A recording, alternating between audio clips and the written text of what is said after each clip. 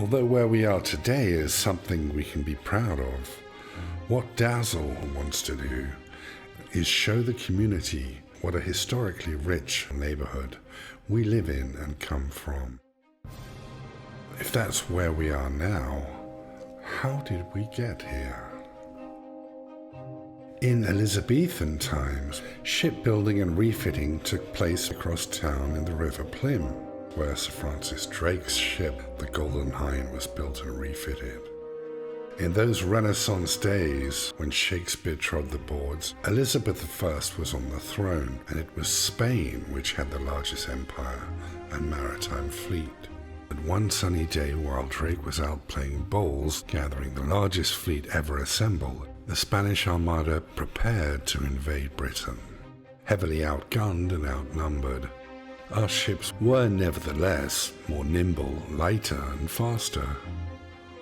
That edge and a certain amount of ingenuity on the part of Drake, who devised a cunning plan to strip down a number of ships, set them alight and sail them into the Spanish fleet under cover of darkness. This started to turn the tide of battle against the invaders. The two engaged flotillas had blown all the way east along the south coast to Dover and Calais, where prevailing winds meant to retreat. The Spanish had to travel up and around Scotland to try and return home. Most of their ships and crew were lost and sunk in bad weather and storms. In the late 17th century, Britain realized it would need a much larger fleet of ships. In 1691, Devonport Docks was chosen by the Royal Navy, initially building wooden ships of the line like the 100-gun Britannica, and then moving on to ironclad ships. As a result of this enterprise, Devonport developed into a highly desirable area to live in. Britain truly did come to rule the waves and become the empire on which the sun never sets. A local who made good was Sir Joshua Reynolds. He opened his first studio in Devonport Docks. Before taking off on a grand tour of Italy to study the masters, and returning to England, he then settled in London to become the official portrait painter of King George. The battles of Trafalgar and Waterloo, and the announcement of the capture of Napoleon, who was transported to Plymouth on a ship. Not wanting to be captured while running away, Napoleon surrendered himself. Although an archenemy of the state, his reputation preceded him, and when he arrived in Plymouth, the boat was surrounded by curious onlookers to get a glimpse of the emperor, who nearly ruled the world. The Devonport Navy dockyards, once the largest in the world, are still the largest in Western Europe, and the only ones able to dry dock, refit and service top-secret ships of our own and our allies. If there is a single town planner and architect who played the biggest part in developing Devonport, it would be John Fulston.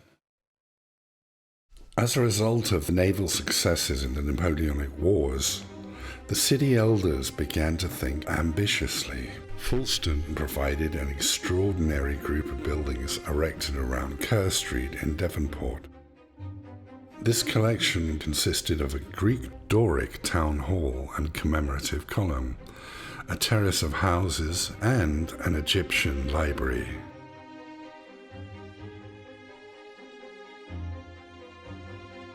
The age of the most radical technical and mechanical transformation, the 19th and the 20th centuries. While people flocked to world's fairs which showed off new marvels of electricity, motorized vehicles, flying contraptions, with all this came mechanized warfare, which changed the game entirely. Human beings now facing off against aerial bombing, and in the fields of places like the Somme, the seemingly indestructible tanks. One of the biggest threats to Allied shipping during World War I came from German U-boats sinking ships supplying the UK. An unconventional response to the U-boat problem came from an artist, Norman Wilkinson. He was assigned to various submarine patrols in the Dardanelles, Gallipoli, and Gibraltar, and, beginning in 1917, to a mine-sweeping operation at HMNB Devonport. His proposal was not to try to camouflage ships on the open seas, which he saw as not being possible, but instead to paint them in such a way to confuse a U-boat commander with distorted lines and perspectives, making it extremely difficult to judge the shape and direction of any vessel caught in the periscope. This became known as Dazzle camouflage. The technology used in early air raid warning systems was limited to listeners being placed behind what were essentially extended ear trumpets.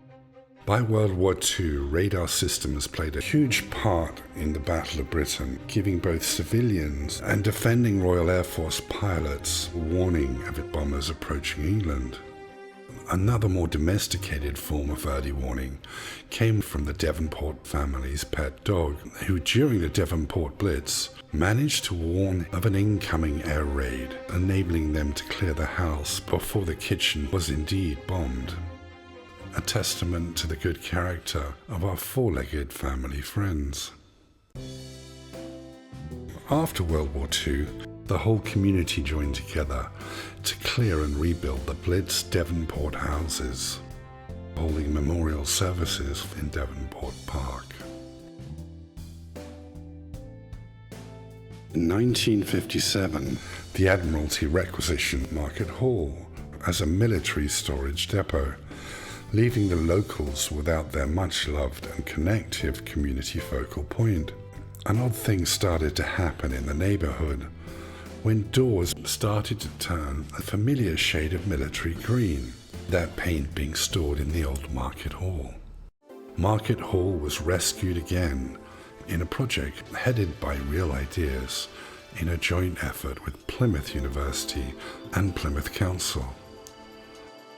With full dome experiences and continuous professional development in areas like 360-degree sound and image capture, although it couldn't have foreseen how timely a newly refurbished Centre for Innovation and Digital Enterprise would be, what Market Hall offered after COVID is the perfect place to get out, meet new people, and connect face-to-face to continue the transformation of Devonport.